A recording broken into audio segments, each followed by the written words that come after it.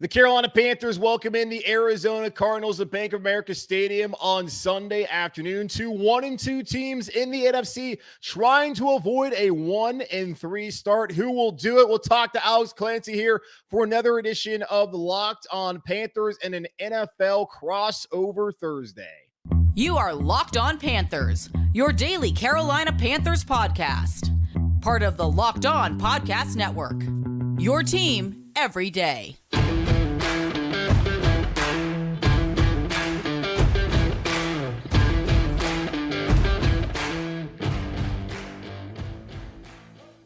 Welcome into another edition of the Locked On Panthers podcast, a part of the Locked On Podcast Network. I'm your host, as always, Julian Council, talking Carolina Panthers with you every Monday, Tuesday, Wednesday, Thursday, and Friday. Your team every day. That's our motto here on the Locked On Podcast Network. Make sure to watch the show and subscribe to the show over on our Locked On Panthers YouTube channel. You can also check us out wherever you listen to your favorite podcast. Just be sure to rate, review, and subscribe to the show. That way you don't miss a single episode of Locked On Panthers. And be sure to follow me, Julian Council, on Twitter at Julian Council, where every single Friday I answer your weekly Friday mailbag questions. Participate in tomorrow's edition of the weekly Friday mailbag, either at me or DM me on Twitter at Julian Council. Today's episode of Locked On Panthers is yet another NFL crossover Thursday. Going to sit down with Alex Clancy, the host of Locked On Cardinals, and crossover Thursday is presented by our friends over at PrizePicks. PrizePicks is so much fun and it's easy to play. No competing with other players. It's just you versus the projections available. Pick 2 to 5 players. If they score more or less than their PrizePicks projection, you can win up to 10 times your money on your entry. It can literally take less than 60 seconds to enter. It's that easy. We love PrizePicks, and we know you will too. First-time users can receive a 100% instant deposit match up to $100 with promo code LOCKED ON. That's PrizePicks.com, promo code LOCKED ON. Panthers, Cardinals, two teams, 1-2, facing off at Bank of America Stadium to avoid being 1-3. We know the conversation was at the start of last week. Will Matt Rhule last any longer? When will he get fired? Well, they won a game finally, and it would have been interesting had the Panthers had lost a 10th straight game, because the last time they would have won a game would have been back in November when they beat these exact same Arizona Cardinals, sans Kyler Murray. Kyler Murray will be there on Sunday. They'll not have Nuke Hopkins, and we'll see how the weather plays out with Hurricane Ian headed here to Charlotte, North Carolina, probably here on Friday and then a little bit on Saturday. Well, probably a lot on Saturday. We'll see how much of the remnants are still here on Sunday afternoon and what kind of impact that has on the game. And the Cardinals have a coach in Kliff Kingsbury. Not up to a great start. Went to the playoffs last year. You got a contract extension. There's still some thought that if things go sideways, maybe he's not going to be the coach in Arizona past this season. Would be a lot of money for that owner there in the desert to have to pay. And it's a lot of money that David Tepper here in Carolina would have to pay. So going to take some time here today. Locked On Info Crossover Thursday. Sit back and talk to Alex Clancy, host of Locked On Cardinals, coming up right now. All right, it's another Locked On NFL crossover Thursday. Julian Council, host of Locked On Panthers. Alex Clancy, host of Locked On Cardinals.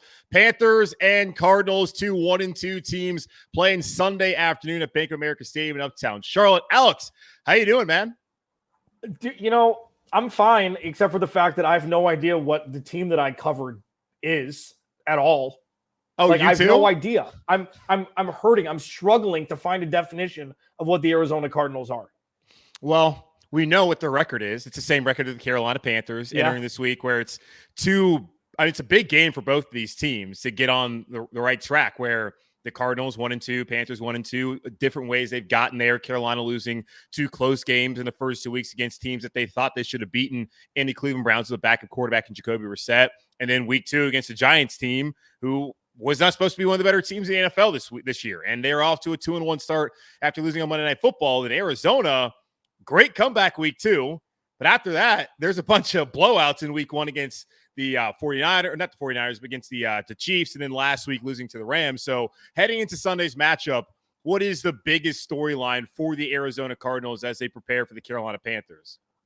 They have to remember that there's a first half of football, because they haven't shown up for it in the first 3 weeks, which really, you know, Julian, it blows my mind how that's possible. The Cardinals have had a kind of a clunky offseason. They've had a clunky preseason. They've had a clunky start to the season. Now, you could say that it's because it was a murderer's row of the Chiefs in week 1 with something to prove, and then the Raiders, who obviously are better than a 0-3 record, and then the Rams are reigning Super Bowl champs at home. But they've gifted all 3 of those teams 2 scores before waking up and realizing football was being played, which it just kind of blows my mind. So that's the storyline. How it impacts the game is if they can put 4 quarters together, we're going to find out what the Arizona Cardinals team is. I mean, traveling across country, they haven't beat the Panthers since 2013. It's been that long? Yeah. Oh, and that includes the massacre in the NFC Championship game. Yeah. Like 2019 in the last 2 years. Yeah. Yeah. What the Cardinals need to do, and I know last year was Colt McCoy, but what the Cardinals need to do is wake up and realize that kickoff is the start of the game and not the second half. I mean, that's really it. And I'm making light of it, but that's it. That's the key. It's wild to me because the Cardinals are typically a team, like you cover them, obviously. They usually get off to really hot starts, and then they fall apart in the second half of the season. Now they can't even get off to a hot start even in the first half. I've seen that they've only scored, 1 first-half touchdown to start off the season. Yep. They haven't scored yet in the first quarter, and they're the only team in the league that's done that. Now, Carolina would be right there with them if the Panthers had not gone out there and gotten a defensive touchdown in the first quarter last week, because other than that, the offense has not done anything. So the biggest storyline for the Panthers heading into this week is very similar to Arizona. It's getting off to a fast start on offense because they have not done that week 1 against the Browns, where Matt Rhule talked about how in the final 35 minutes, they were one of the top 3 offenses in the league. Well, sorry, buddy, they played 60 minutes, so that doesn't really count. And then against the Giants, they were just hanging on as they fumbled on their first 2 possessions on the opening kick and only scored 6 points in that half. And they just have not been good. And a lot of it's fallen on Baker Mayfield. And when are we going to start seeing Baker play like the player that the Carolina Panthers gave up that draft compensation and asked to give back some of his money so he could come here to Carolina? When are they going to start seeing the guy who's supposed to be an upgrade from Sam Darnold? Because really, he's been one of the worst quarterbacks in the NFL through the first 3 weeks of the season. Currently, he's ranked 32nd in the league, which is dead last in total QBR. He's 31st in completion percentage. The only other quarterback he's ahead of who started all 3 games this season is Justin Fields of the Bears, who's looked awful. 28th in passing, 25th in touchdown passes, and is 25th in passer rating. Like, I understand that Baker was not here for OTA's mandatory minicamp, and I put a lot of that on the Browns just being a bunch of knuckleheads and not trying to trade Baker as soon as possible. And also the Panthers brass, like not meeting whatever their demands were. I'm sure they were probably a little bit absurd, but still, you didn't help yourself. And then to have the sham quarterback competition once he got here, when they spent the entirety of the offseason trying to find a replacement for Sam Darnold. And once they did that, they waited to the final week of the preseason to finally hand him the keys to the number 1 offense, the first team offense. Like, that has held him back. But still, man, those numbers are staggering. And he leads the league also in 7 batted balls at the line of scrimmage, which he's led the league in since he's entered back in 2018. So Baker has to be much better this week and moving forward. I understand the first 3 weeks, trying to gain comfort in that offense behind the offensive line. But now, week 4, you're basically at the quarter pole in the season. You cannot be as bad as you've been the first 3 weeks of the year, especially against an Arizona team whose defense has not really been all that good so far this season. Yeah, it's interesting. It's interesting you say that because Baker, like, if you look at it from like a Monet standpoint, the Browns and the Panthers are kind of built the same offensively. Like, you've got a rushing attack, but it's really 1 guy instead of 2. It should be one where Baker can kind of thrive a little bit more than he has. And you've rattled off the laundry list. DJ Moore is probably the most underrated wide receiver in the NFL. And I feel like every year, especially if you play fantasy football, he always finishes top 12 or top 13. But I don't understand if it's just OTAs, not having the cohesion. But you're right. Like, we're going to find out a lot about both of these teams on Sunday because this is a defining moment in the season. The first quarter of the season ends on Sunday, and give or take. And a team dropping to 1-3 in their division in their respective divisions is not a death sentence, but it's going to be very difficult to overcome if they want to win the division or make the playoffs. Yeah, especially for Carolina, their first first 5 games are all at home. Like, they can't go off and start off 1-2 at home, and then they have San Francisco next week. Have no idea what you're going to see from Jimmy Garoppolo. But we know the guy's capable of at least helping that team get to the Super Bowl in an NFC title game. And it's a Cardinals team, like you mentioned, they've dominated Arizona. So, yeah, they got to lean on the run game of Christian McCaffrey, who unfortunately came up on the injury report with a thigh injury. Matt Rhule did not have much to report. Today. He'll talk more about it on Thursday. We're recording this on Wednesday, so we have not yet heard from Matt Rhule on Thursday. Just to let the people out there wondering.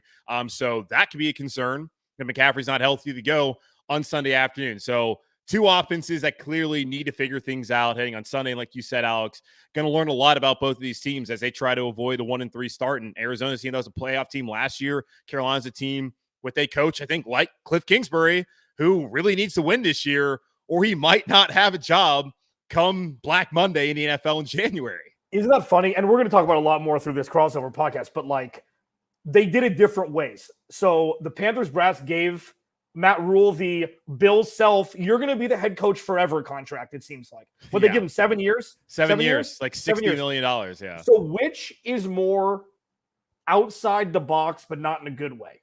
What they gave Kliff, the 5-year extension, after the extension starts after this season, or giving Matt Rhule like the lump sum lottery winner money, 7-year right out the gate without, sight unseen? Which you think is more like out of normalcy when it comes to contracts for coaches? Well, the extension's pretty normal. You look at college and how many, like the guys get extended for just going to a bowl game. Like, oh, hey, we've sucked for 2 years. You took us to a 7-5 bowl game season. Like, go ahead. Here's a 7-year deal. Yeah, I mean, Matt Rhule, they understood it was going to be a building process. Now, do you need to give him 7 years? Maybe 5 makes a lot more sense. You could look at it either way because maybe Kliff has actually earned it. But at the end of the day, they're both college coaches. And one of them, Kliff Kingsbury, who really didn't have that much success at all outside of having NFL quarterbacks. And one of them, he said, get out of town. I'd rather have Davis Webb. And that guy plays here in Carolina. So that's an interesting storyline as far as Baker wanting to get revenge once again on Kliff, which he did multiple times back at OU. And then Matt Rhule never won a conference championship, never beat a ranked team, but he did show that he was a builder of a program back in college. Has not quite done that yet here in Carolina. Has one more year to do it. So two guys who, well, at least Matt Rhule's probably head back to college. I don't know what's going to happen with Kliff Kingsbury if he does not work out in Arizona. But let's take a look at some of the key matchups here, Alex, after this quick pause here on Locked On Panthers and Locked On Cardinals for this Locked On NFL crossover Thursday. BetOnline.net is your number one source for football betting info this season. Find all the latest player developments, team matchups, news, podcasts, and in-depth articles and analysis on every game you can find. And as always, BetOnline remains your continued source for all your sports wagering information with live betting and up-to-the-minute scores for every sport out there. It's the fastest and the easiest way to check in on all your favorite games and events, including Major League Baseball, MMA, boxing, and even golf. Head to BetOnline.net or use your mobile device to learn more about all the action going on. BetOnline, where the game starts. All right, back here, Locked On NFL crossover Thursday. Julian Council, host of Locked On Panthers. Alex Clancy, host of Locked On Cardinals. Cardinals, week 4 matchup at Bank of America Stadium in Uptown Charlotte. We're looking at matchups, Alex. These offenses have been terrible. You got to be thinking we're looking at the opposite side of the ball and wondering which offense might be able to get have a better start based off of the defense that you're playing. What are you looking at as far as matchups heading into this game on Sunday afternoon? I'm already having nightmares about Jeremy Chinn, man. So here's the thing. Isaiah Simmons, Jeremy Chinn, same draft, 58 spots. I just did the math. I didn't know this offhand. I just looked it up. 58 spots the last pick of the second round, Jeremy Chinn was drafted by the Carolina Panthers. And Jeremy Chinn made nightmare waves for opposing offenses immediately. I think he had 1 defensive touchdown, if not 2 his rookie year. I remember, and don't hold me to that, but what on back-to-back plays. Back-to-back plays so that's against what it the was. Vikings. Right. Yeah, that's what it was. I do remember that because that was nightmare fuel for Cardinals fans. So Isaiah Simmons, they're still trying to figure out a spot for him.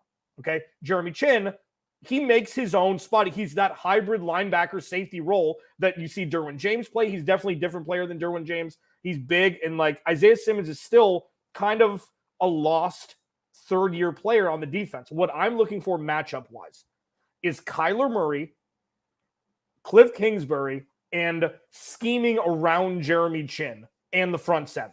That's Jeremy Chinn is the person I'll be watching all game on Sunday because that's the guy I'm already thinking that's the guy that the Cardinals have to scheme around. And I'm also curious to see how people defend Kyler Murray with his lack of running the ball so far this season. Yeah, and Matt Rhule brought this up because he faced Kyler Murray multiple times back when he was head coach of Baylor, and Kyler was at OU, and he knows the speed, just talks about his elite speed and how great of an athlete he is. And you really can't necessarily scheme for it. It's part of why they have such fast team defense here on Carolina, to be able to go against quarterbacks like Kyler Murray. And it's interesting that you bring up Isaiah Simmons, because that is someone on draft night back in 2020, as we're all in lockdown, and that's the only thing we could really watch to get excited about our everyday lives. I was sitting there just banging the table for Carolina to draft Isaiah Simmons. Little did I know, the next day they were going to trade up and get a guy in Jeremy Chin who does exactly the same things that we thought Simmons was going to do in the NFL, and he's done it so far at a higher level, at least here in Carolina. So I'm just curious, like, what is like the Cardinals defensive staff doing with this guy? Like, why have they not put him in a position to succeed? Like Phil Snow's done here in Carolina, Phil Snow being the defensive coordinator here for the Carolina Panthers.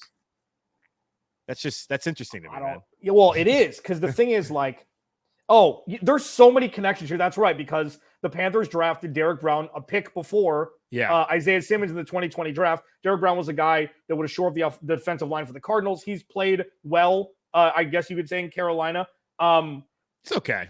Yeah, right. Well, here's the thing. Like, he's played better than Isaiah Simmons. I was stoked when I was like, the fanboy in me is like, oh my God, really? With Budda Baker on this deep, like, this is going to be fun. And then it hasn't really panned out. There's a couple things you can look at here with the Isaiah Simmons journey, the plight so far. One, Steve Keim hasn't put enough talent on the defensive side of the ball to allow Isaiah Simmons to play one position. So Vance Joseph is really closing his eyes, throwing a dart at a dartboard, saying, let's try him here now. And that's not working. Hassan Reddick has become a cautionary tale in Arizona because he played in four different defensive schemes from his last year in college through his second to last year with the Cardinals. And they finally found him. They moved him outside. They're like, okay, see quarterback, hit quarterback. You're good at that? We forgot. And then he goes to Carolina, has 12 sacks, how many sacks, and now he's getting all his cheese in Philly. They didn't learn from that. And that's what we're witnessing now with the guy who Hassan Reddick would fit in his pocket. Like, Hassan Reddick is an undersized pass rusher. Yeah. He's an absolute baller. Isaiah Simmons was built in a lab and they can't figure it out. I'm like, this is going to happen again. I've just been pounding the table. Move him outside. See quarterback, hit quarterback. One thing. Their pass rush is terrible. Just do it. I know it's a little out of position for him, but to answer your question, long story is they don't know what the hell to do with him. Which is making me think, since the Panthers staff figured out how to use Hassan Reddick, who had 12.5 sacks in his final year in Arizona and 11 last year, maybe Isaiah Simmons could be the next reclamation project on the defensive side of the ball if things don't work out for him in Arizona. I know you don't want that, but it makes me excited, especially if Phil Snow's still here, someone who knows how to figure out how to use these defensive weapons. But as far as matchups for me in Carolina, I'm looking at that Cardinals defense, which apparently has not been very good. Currently, they're ranked 31st in expected points added per play, and they're dead last in yards per allowed per play. And the Panthers offense, like we talked about, like the Cardinals, has got off to a slow start. They only have one touchdown in the first half, I think, in the first half period all year so far. If they're going to start playing well, play against a defense that's been fairly leaky so far. And maybe Baker Mayfield can finally feel comfortable and can get the ball out to guys like DJ Moore. And you talk about how underrated DJ is. So far, he's underrated even on his own team. He only has 7 receptions for 88 yards and a touchdown. He got 6 targets on Sunday against the Saints, 1 reception, 2 yards. Like, that's unacceptable. And I know someone put out a stat earlier this week, one of the reporters for The Athletic, Joe Person, about like DJ Moore not getting enough separation. I'm sorry. It's not separation when on multiple occasions on Sunday afternoon, Baker Mayfield was mailing the ball when DJ is there open on a corner route. So certainly Baker's going to be a lot better, but I'm looking at hopefully he can be able to find that comfort level going up against a defense that has not been good. And then on the other side of the ball, Panthers defense has been excellent. I think they're going to have much issue trying to defend Kyler Murray. Like, Kyler's obviously fast, but guys like Brian Burns that can run, like Frankie Louva, who's been awesome so far to start off this season at that linebacker position, filling in for Hassan Reddick, who's now in Philadelphia. Then you add in Dante Jackson, who I think he had 2 picks last year against the Cardinals. Like, every time he sees Arizona, dating back to 2019, Dante Jackson has an excellent game. So I'm curious to see how he plays on Sunday, but he does have a neck injury, so he may be limited, might not play at all. Not quite sure yet as far as the injury update goes there. So those are certainly matchups I'm looking for the Carolina Panthers to get off to a fast start against a defense that has not been really good. And then for this defense that's fast and physical to go out there and to cause some sort of havoc on Sunday against the Cardinals. Yeah, you know, I've been a of Vance Joseph like I'm his campaign manager. Oh, okay. Because I think Vance Joseph has done a masterful job. Not perfect, but he's done a masterful job with what's been handed to him on the defensive side of the ball since he's taken over as the DC. With a head coach that doesn't know where the defensive locker room is, he's pretty much the head coach of half the football team. And Chandler Jones goes out in 2020, the pass rush gets better. Last year, the defense was pretty good. It wasn't great. A lot of injuries and a lot of rookies having to play positions that they shouldn't be playing so early into their tenure in the NFL. This year, Vance Joseph is going to be looked at as the scapegoat if things go wrong. I've said it since June, but Steve Keim hasn't done anything for the defense, and he's done everything for the offense. The offense is supposed to be the strength, and they haven't been so far. To get to your point of the defense not being very good, I agree, and they've played a lot better the last 6 quarters. They held the Raiders to 3 points in the second half in overtime, and they held the Rams to, even though there were a couple of dropped touchdown passes, to an average game for a much better offense than what we saw. All they have to do is set the table for the offense. They've got to force 3 and outs sometimes. They can't be long sustained drives. Cardinals can't go down 2 scores, but also the offense has to do their job. So it really is a give and take tug of war between the two. I wouldn't put it solely on the defense. Yeah, and Arizona's played a ton of plays. Like we had 81 plays last week for 12 and only 12 points, which is just insane. The Panthers have had the fewest amount of plays. I think they're 3rd fewest in the league. Now I look at the top 3 in the league. Like the Cardinals are in there, and those teams are all 1 and 2. And then there's 2 teams ahead of Carolina in Baltimore and Philadelphia that have played one more offensive play, and they're both 3-0. Or one of them's 2. I think it's actually Baltimore, Miami. Miami's 3-0. Baltimore's 2-1. So I don't really know if there's a correlation. But I will say though, Carolina has oftentimes lost the time of possession battle because their offense has not been able to sustain drives. So if Arizona's going out there and having the 19, 16, and 17 play drives that they had a week ago, that might be into their favor on Sunday afternoon, especially if they can wear down this defense. I don't think this defense is going to be out there that long, but offensively, very curious to see if the Panthers offense can stay on the field, because that could be a factor late in the fourth quarter, as we saw a year ago when this offense could not sustain the drives. And they're 30th in the league right now in 3rd down conversion percentage at 27%. It's been terrible. If they can't sustain drives, it's possible they get worn down by a Cardinals running attack that might not be that physical, but certainly can wear you down over the course of 60 minutes. So we'll see how those matches plan out on Sunday afternoon against the Cardinals and the Panthers. Again, Julian Council locked on Panthers, Alex Clancy locked on Cardinals. It is a locked on NFL crossover Thursday. When we come back, we give it our score predictions. Will the Panthers go 2-2 or drop to 1-3, or the Cardinals figure things out, go to 2-2? We will figure it out here in just a moment on this locked on NFL crossover Thursday. Here's the lesson. You don't want to be that guy, and you certainly don't want it splattered all over the internet. The guys at BriteCo Julian Insurance will make sure you get a replacement for the full value of that ring, no matter if it's lost, stolen, or you just can't figure out what happened to it. Go to Brite.co/locked-on. It's the fastest, easiest, and cheapest way to cover your butt with the best Julian Insurance in the business. Right back here, Locked On NFL crossover Thursday. Julian Council, Locked On Panthers. Alex Clancy, Locked On Cardinals. Alex, both these teams trying to avoid the dreaded 1-3 start. The Panthers already started off 0-2. Certainly don't want to be 1-3, and we know the numbers for what happens to teams that start off with those kind of records. They typically don't go to the playoffs. Carolina Panthers, only one time in their franchise history have they started off 0-2 and 1-3 and actually made the playoffs. That was back in 13 when Ron Rivera was the head coach here, when a lot of people were yelling for him to get fired. So maybe there's that correlation with Matt Rhule in his 3rd season, with everyone wanting him to go. But things have been a lot more tame this week after finally winning a game against the Saints. Score predictions. How are you feeling about this game Sunday with the Cardinals and the Panthers? Who you got? I mean, there's a baked-in response here, because if the Cardinals lose, there's going to be very uncomfortable conversations happening Monday morning. Like, very uncomfortable. And it's not to say that the Cardinals should win this game. Like, we're way past the Uncle Ricoing of this when they started 7-0 last year. Like, I don't care if you can throw a football over a mountain at this point. You got to go across the country, beat a good defense, go to 2-2, and if they get some help from the 49ers on Monday night, they could be tied for first in the NFC West after one of the worst starts we've seen, from second one to the last second of the games through 3 weeks. I think the Cardinals will win. The over-under is 43. I can't find 43 points with these two teams. Oh, like, God. I can't find it. I think the Cardinals will win.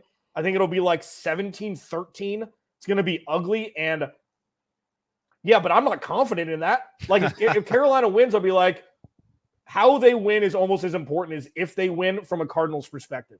And I think the Cardinals will win 17-13 in a kind of pounded out game. Okay, before I get to mine, I got a couple questions for you about this, what you just said there too. And one of them is unrelated though. So we got a hurricane coming through here. I know you guys, you don't have to deal with that out west, which is nice, but you do have the oppressive heat basically year round.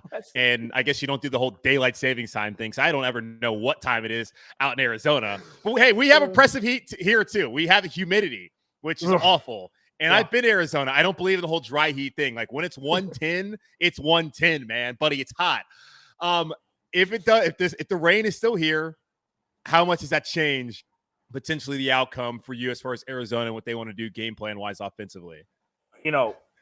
I still think they should be establishing the run first. Just because Kyler Murray just got a lot of money doesn't mean he has to throw the ball 45 times. Like, I'd much rather Kyler throw the ball 30 times than rush the ball 25 times. Like, James Conner, Darrell Williams, Eno Benjamin, they're a machine back there, even though James Conner's only averaging 3 yards per carry. They've got to establish the run, rain, shine, hurricane, vacuum, whatever. So I think that the game plan should be that way anyways. And I think that it will intensify if there's inclement weather, like it seems like there will be. I just hope that it's not, them playing in a swimming pool like it was in Chicago when they didn't remember to put filters in or whatever, drains under the field in that game against San Francisco. Go ahead.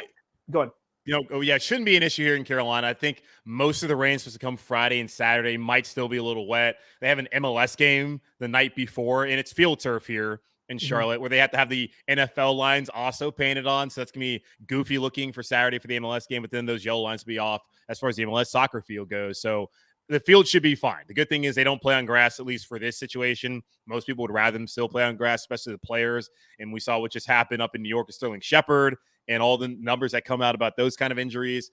But before I get that, my second question, because I think it kind of goes hand in hand with Carolina. I think the Panthers will win this game. I don't have a score prediction because I'm a coward. And also, I don't really know. I hate that they're like, hey, give us a score predictions. Like, I don't know. I think the Panthers will win. I think it's like the line's like 1.5 over at BetOnline with Carolina. Our friends over at BetOnline, of course. With Carolina, I think favored at home. So it's a pick 'em. And I look at just the Cardinals defense. You talk about they've been better last 6 quarters. I think they can be had. I'm expecting Christian McCaffrey, barring that he's actually healthy enough to play, to have start him in DFS, right. Start him everywhere. I'm expecting him to have another big afternoon running the football, and they still need to be committed to him. And at some point in time, that you got to imagine DJ Moore is going to be a big part of this offense, and it could be this week. And just look at what Arizona has offensively, like as far as like playmakers. Like y'all have been banged up on the wide receiver core. Like in Carolina, for the most part, outside of Dante Jackson, that secondary is healthy. They have not been great getting after the passer so far this year. That the team speed on defense, I think, will be good enough, and they've dominated this Cardinals team. Like the past 2 years, Carolina has not been very good, especially 2020. Arizona is still trying to come up as well. And then last year, Cardinals, a playoff team, Panthers lost 9 straight games after they beat Arizona. So they have not been good, but yet they found a way to beat the Arizona Cardinals. So I think they get to 2-2. And that further stems the tide of all the talk about firing Matt Rhule. And you talked about it. The Cardinals go 1-3.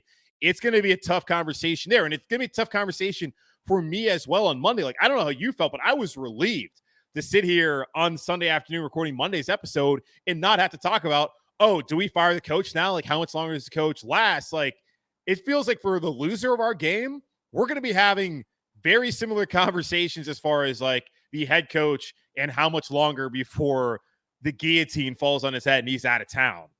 Yeah, these two are, jockeying for position on first head coach fired. They're always right up towards the top. Mike McCarthy's always there because he's coaching the Cowboys, but it's Matt Rhule and it's been Kliff.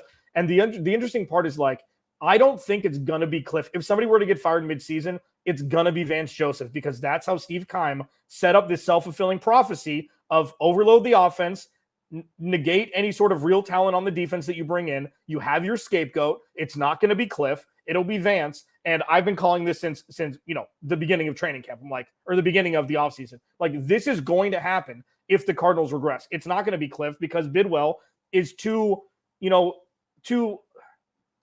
is the wrong word. He's too out of touch to understand what the ramifications are of a 5-year contract extension after seeing what's happened unceremoniously the last half of the last 2 seasons. So yeah, you're right. It's going to be weird. I'll probably DM you on Twitter and, and give you a pound and be like, good luck, bro. Because one of us are not going to have a fun conversation on Monday. Yeah, and I'll throw this one out here too. Well, I think Carolina's going to win. Who's the secondary coach here in Carolina now? It's Steve Wilkes, your former head coach, who currently is suing the league and the Arizona Cardinals for Kliff Kingsbury basically being their head coach after being a failed college coach at Texas Tech and for only getting 1 year and being what you're saying Vance Joseph would be, the black man scapegoat, as I like to call it. Like, you always get an opportunity if you're head coach to fire your coordinators. Matt Rhule had that opportunity last year when he got rid of Joe Brady. This will be Kliff Kingsbury's opportunity. But Steve Wilkes, I know he's not calling the plays, but he's going to have those boys ready. They're going to go win one for old man Wilkes. They'll get revenge and get the team and the owner who he feels like he was done wrong by. And I mean, it's really hard to argue against that. Like, I wasn't there, but 1 year, one and done with Josh Rosen as quarterback. Didn't really feel like he was set up for success that season. But again, you and your listeners have way more insight on how those things went down. But yeah, it could be awkward conversations for the two of us, depending on who wins this game on Sunday. And I'm certainly hoping I don't have to sit here and again have to try and calm the locals down about we want Matt Rhule's head. I'm a procrastinator. Let's just take a tie. Let's go 17-17 and move on the hell to next week. Just give me a tie. Give me that MLS energy from Saturday night. Just give me that tie. Give me that. Just come on. Like, that would be the ideal scenario, right? For both of us. What do we even say if they tie? What is the conversation? Like, what? I don't know. Well, in the MLS game, they're playing like Philadelphia, who's like the top team in MLS apparently. So they're probably going to get drubbed. So it won't be any MLS energy. But damn, I really hope there's not a tie, because that would just like be such a waste of a Sunday. It's like, oh, let's sit here and watch this game. Oh, no one wins. I reward you no points, sir. And may God have mercy on your soul. Oh, my God. All right. It's been fun, Alex. Locked On NFL Crossover Thursday, brought to you by our friends over at PrizePicks. I'm Julian Council, host of Locked On Panthers. He's Alex Clancy, host of Locked On Cardinals. Check us out wherever you listen to your favorite podcast, Apple Podcasts, Spotify, Google Play Store, I think Stitcher, whatever the hell it's on. You can find us anywhere you listen to your podcast. Also on YouTube, Locked On Panthers, Locked On Cardinals. Follow me on Twitter. What's your Twitter, Alex? I'm at Julian Council. You are at Clancy's Corner. So go follow him on Twitter, Panther fans, and go give them hell once they lose on Sunday. Or actually, don't do that. Be like a genuine human being. Don't be crazy. Give them the Southern hospitality after Sunday afternoon's game. But again, check out our podcast wherever you get your podcasts, and check us out on YouTube. And for my listeners, tomorrow is Friday, so a weekly Friday mailbag. At me, DM me on Twitter to get your mailbag questions in. That's going to wrap it up here for this edition of Locked On Panthers and Locked On Cardinals. Everyone enjoy your weekend. Stay dry if you're here in the Carolinas, and we will talk to you guys on Sunday or Monday, I guess, and also tomorrow. Goodbye.